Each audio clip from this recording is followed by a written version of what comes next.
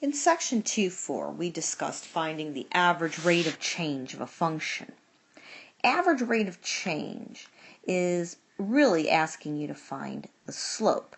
It's just that when we originally learned about slope back in Algebra 1, we talked about a rate of change in a linear function.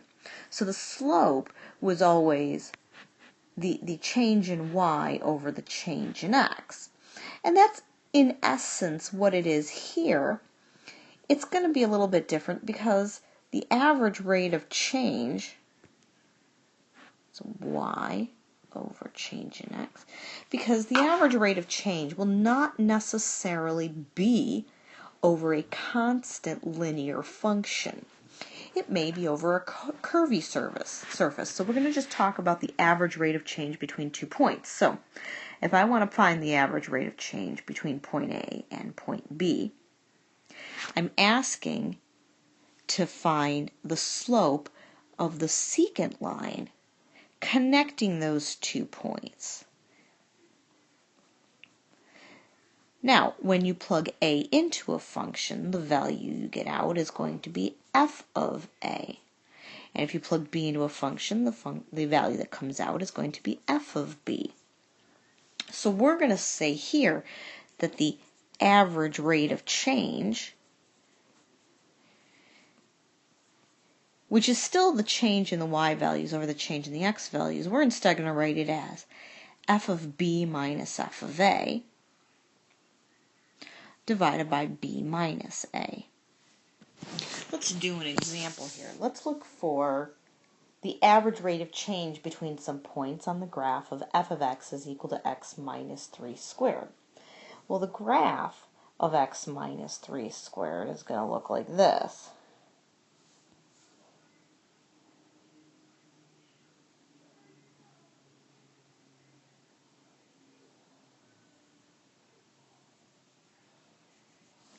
And in part A, I want to find the average rate of change between x is 1 and x is 3. So I want to find the slope of this secant line. So we'll call this A and we'll call this B for this purpose. F of B, in this case, when you plug 3 into the function, you get 0 out, minus f of A. When you plug 1 into the function, you get 4 out, all over B minus A. So we get negative 4 over 2, which is negative 2, and that's the average rate of change between x equals 1 and x equals 3. In B, let's find the average rate of change between x is 4 and x is 7. Now, I didn't graph all of these, so we're going to have to go find out what f of 7 is here in a second. To find f of 7, all you have to do is plug 7 into the original equation. For x, 7 minus 3 is 4. 4 squared is 16. So in this case, f of b, which is 16, minus f of a, when you plug 4 and you get 1, all over b minus a. So I get 15 over 3, which is 5. And remember, this also makes sense because if you think about this, this line here was going down from left to right, and therefore it had a negative rate of change. The second part of the problem, in part B, the line was going up from left to right, so it had a positive rate of change. If an object is dropped from a high cliff or a tall building, then the distance it has fallen after t seconds is given by the function d of t equals 16t squared. Find its average speed, the average rate of change, over the following intervals. Let's start with finding the average rate of change between 1 second and 5 seconds. Well, again, in order to do this, we need to know the outputs as well as the inputs. So it's going to be f of 5 minus f of 1 all over 5 minus 1. But we need to know what f of 5 and f of 1 are. F of 5, 16 times 5 squared is 400. And f of 1, 16 times 1 squared is 16. All over 5 minus 1 is 4. So you get 96.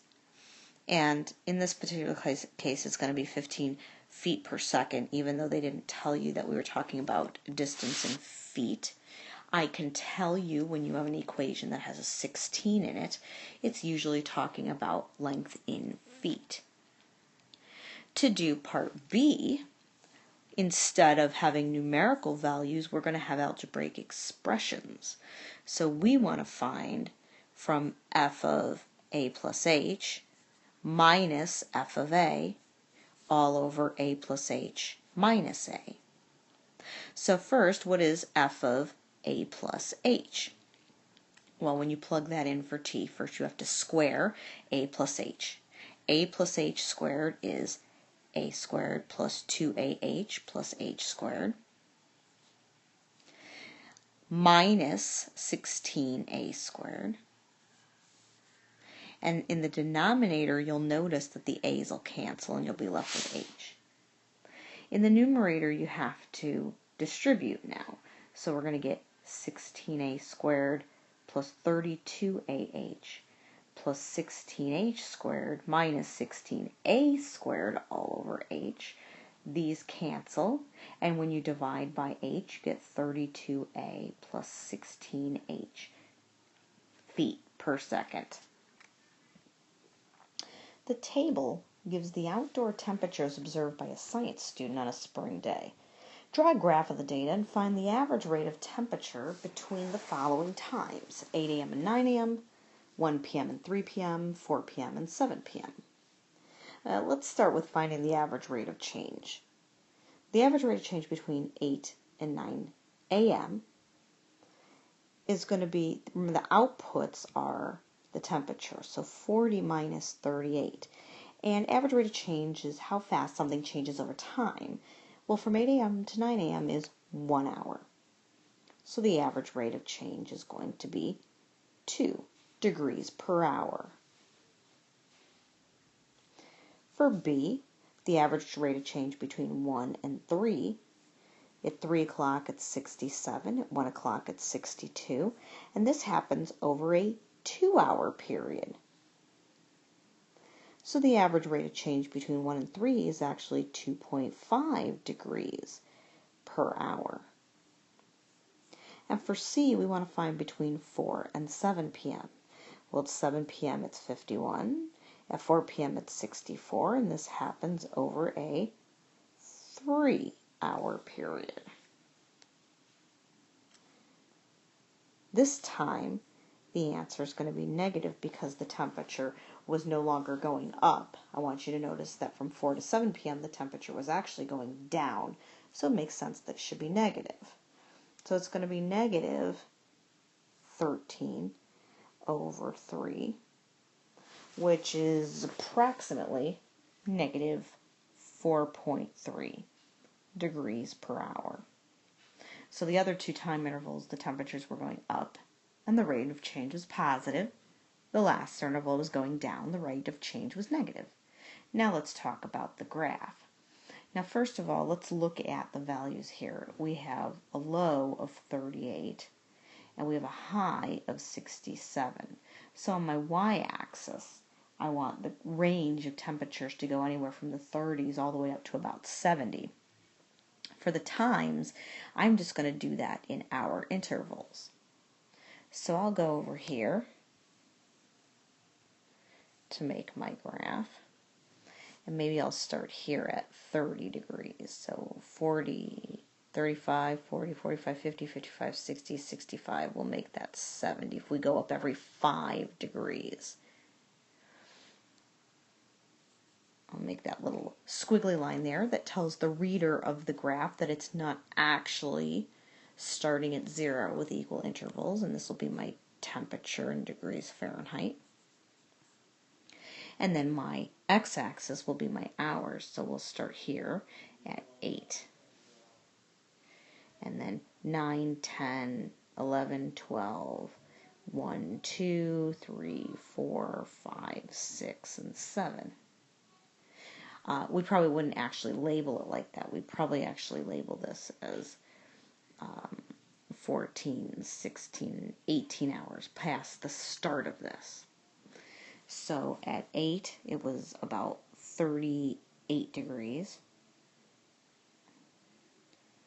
At 9, it was 40. At 10, it was 44. At 11, it was 50. At 12, it was 56. At 1, it was 62. Let's see, 35, 40, 45, 50, 55, 62. At 12, not 12. Let's see, 1, 2, it was 66, which is up here. Then it was at 67, and then it was at 64, so it's starting to go back down, and then it was at 58, and then it was at 55, and then it was down at around 51. So the graph kind of did something like this. Linear functions, which is what we spent a lot of time talking about in both Algebra 1 and Algebra 2, have an equation of the form f of x is equal to mx plus b. You know it better as y equals mx plus b. Linear functions have a constant rate of change, no matter what.